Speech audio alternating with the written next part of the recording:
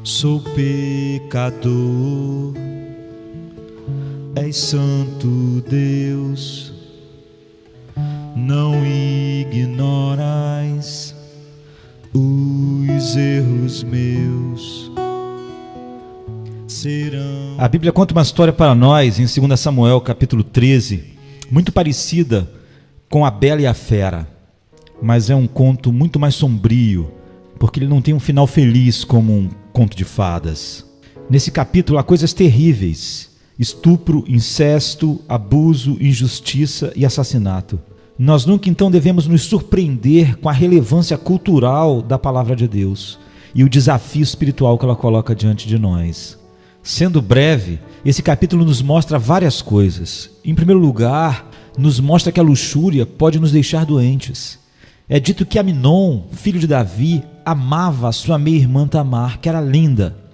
Mas o capítulo todo, quando nós lemos, revela que era muito mais desejo do que amor, pura luxúria. Em vez de ele desejar se dar a ela para o bem dela, ele queria tirar dela o que ele achava bom para ele.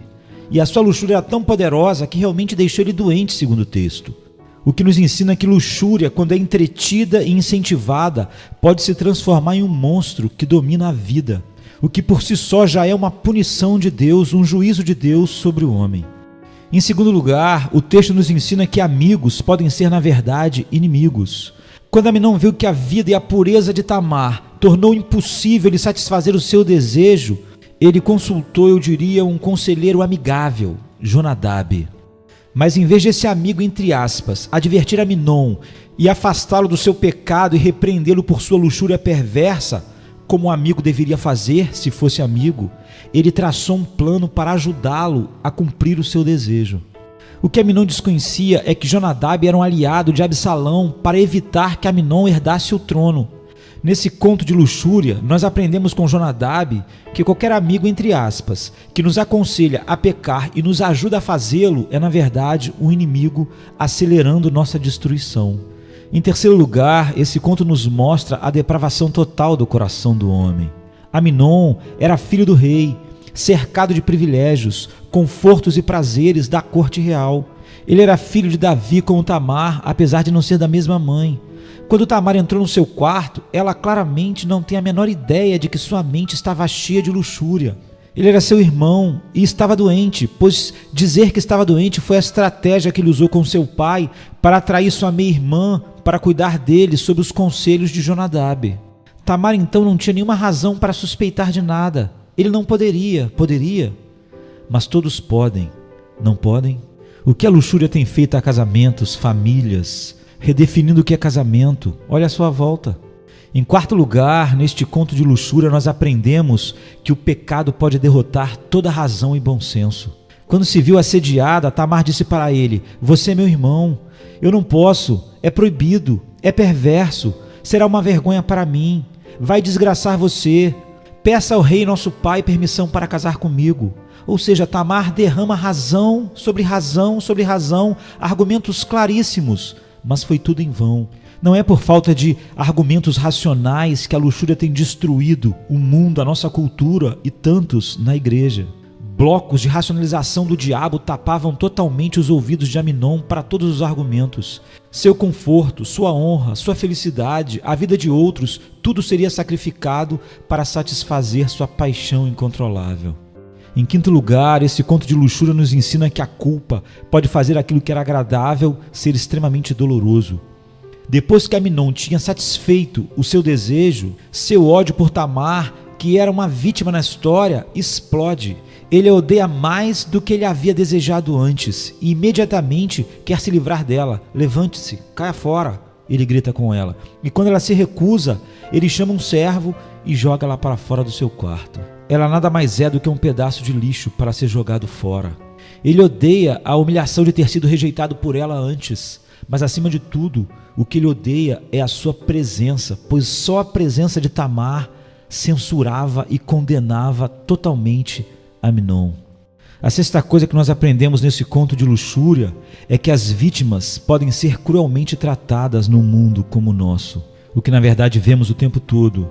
A vida de Tamar estava destruída, mas quando seu irmão completo, por parte de pai e mãe, soube sobre isso, simplesmente a recolheu e disse: não pense muito sobre isso, mostrando uma completa falta de compaixão verdadeira por ela. Ele só podia pensar de maneira mais profunda em como tirar proveito desta situação para si mesmo em relação ao trono. Depois de ter sido presa, ignorada, violada e desprezada, Tamar agora é banida para a casa de Absalão sem as expectativas de fazer uma família como tinha antes. Completamente desolada.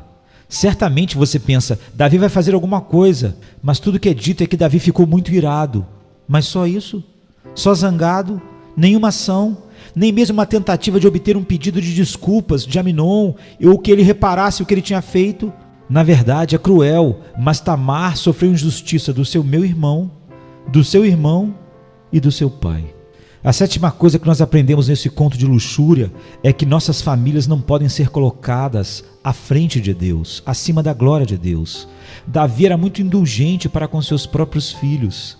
Talvez ele visse seus próprios pecados nos seus filhos, seu pecado de adultério e assassinato, e sentiu então sua falta de autoridade moral. Mas entenda, falhas pessoais e ligações familiares não podem e não devem ser colocadas à frente da honra de Deus e na busca da justiça para as vítimas.